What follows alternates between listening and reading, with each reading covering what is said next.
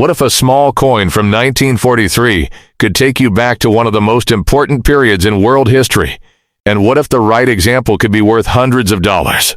This is the 1943 British India 1/4 rupee featuring King George VI. On the obverse, we see the portrait of King George VI, while the reverse carries the denomination and the detailed design of British Indian coinage. This coin was produced during World War II, making it historically fascinating even before we talk about its collectible value. The example shown here is circulated, and an identification estimate places a coin in this general condition around several dollars, not hundreds. But here's the important part. Collectors don't value every 1943 quarter rupee the same way. The exact mint, variety, grade, surface quality, and any genuine minting error can completely change the price. A superbly preserved or unusual example can potentially move into the hundreds of dollars, and a truly scarce authenticated variety can reach much higher depending on collector demand and auction results. So if someone tells you every 1943 quarter rupee is worth $500 or $1,000, don't believe that automatically. The high value belongs to exceptional examples, not ordinary circulated pieces. Never clean this coin, because cleaning can destroy its original surface and reduce its collector appeal. Check the date, mint characteristics, lettering, edge, and details under magnification. This isn't just an old coin, it's a small survivor from the monetary history of British India during World War II. Next, we're moving to Greece in the 1976 50 Lepta coin. At first glance, this coin may look like an ordinary piece of old European change, but its design tells a much bigger story. The obverse features a classical-style female portrait, while the reverse displays the large 50 denomination, the Greek word for lepta, and the 1976 date. Your example is shown in approximately extremely fine condition, with an estimated value of only a few cents to around half a dollar. So where does the exciting value come in? With coins like this, collectors search for exceptional condition, varieties, proof examples, and genuine mint errors. A normal 1976 50 Lepta should not be advertised as a $1,000 coin. But a spectacular error or extremely high-grade certified example can attract substantially more attention than an ordinary circulated piece. In the world of numismatics, the difference between a normal coin and a rare error can be enormous. So if you have one of these in an old foreign coin collection, inspect the date, lettering, portrait, rim, and edge carefully.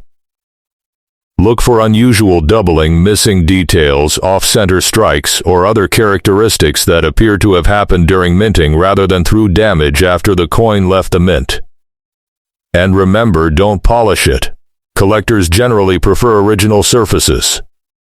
The 1976 Greek 50 Lepta may be inexpensive in ordinary condition, but finding a genuinely unusual example is what makes the hunt exciting.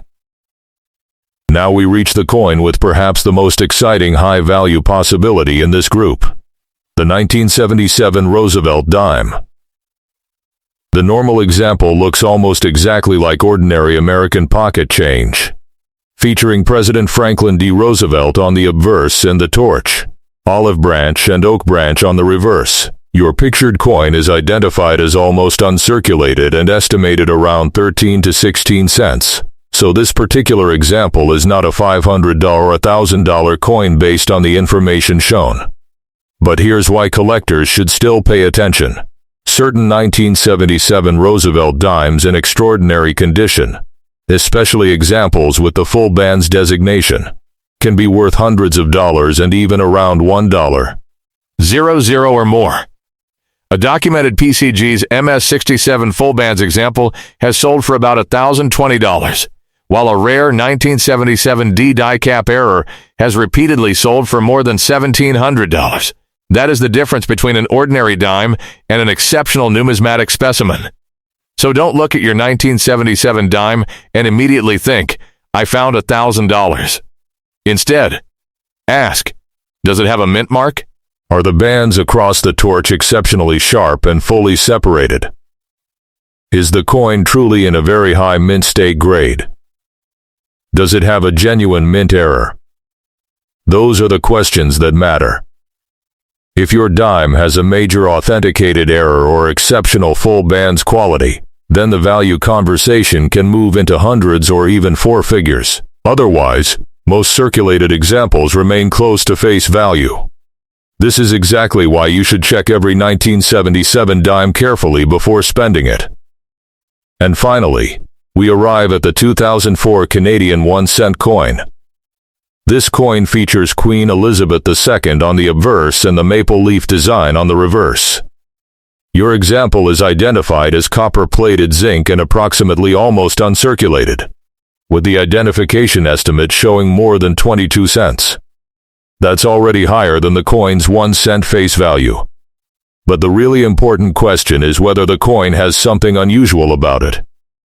A normal 2004 Canadian cent is not automatically a $500 or $1,000 coin. Current auction records for certified 2004 cents show that even high-grade examples can sell for tens of Canadian dollars rather than hundreds or thousands.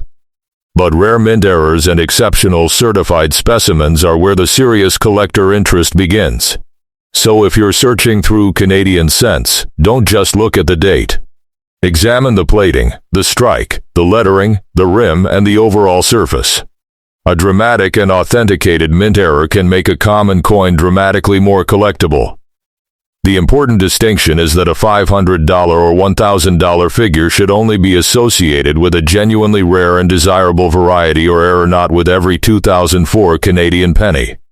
So keep your expectations realistic, but never stop checking. Sometimes the most exciting discoveries are hidden among coins that look completely ordinary. And that's the real lesson from all 5 coins. The date gets your attention, but condition, rarity, variety, and authentication determine the serious money.